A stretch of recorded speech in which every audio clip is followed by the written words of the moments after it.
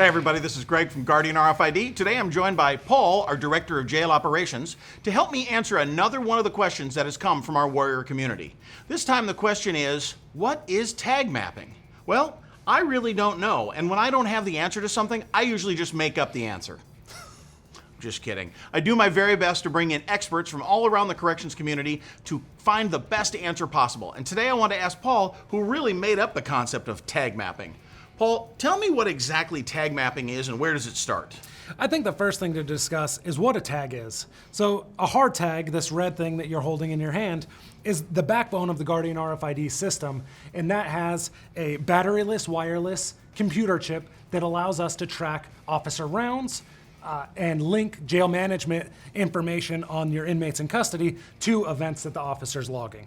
So we're going to place this tag throughout the facility to ensure the officers are where they're supposed to be. And how do we determine where the tags go? How do we work that in? So we have a couple criteria when we start talking about where do we put these tags.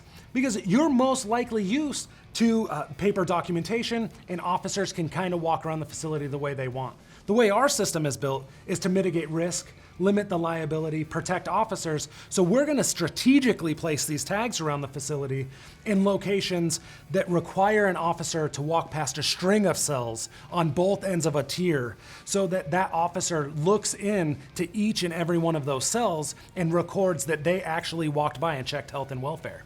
In an area like medical or high risk, we tag every single one of those doors because the officer conducting rounds in the evening or middle of the night, those inmates are locked down, so we check health and welfare and positional movement in the cell.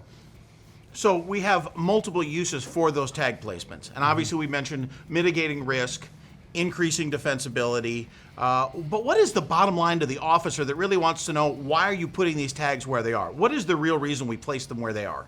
You know, we place those tags where they are to mitigate that risk, but realistically, we work with corrections professionals, but as a corrections officer myself, I would get complacent.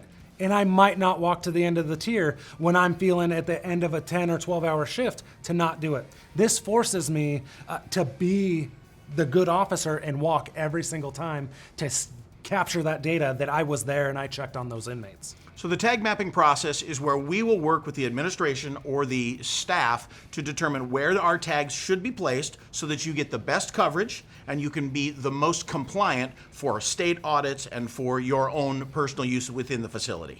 The best part about that is those conversations happen over the phone using schematics of the jail and the understanding of the risk and patterns of checks that your officers do. So we can do all of that on a phone call and we map it out, so we create a Guardian RFID version of your jail where those tags all represent a location in your jail. Excellent. So we can do that remotely so it doesn't interfere with your day. We do it to your specifications and we do it wirelessly without having to do a lot of maintenance to get it set up.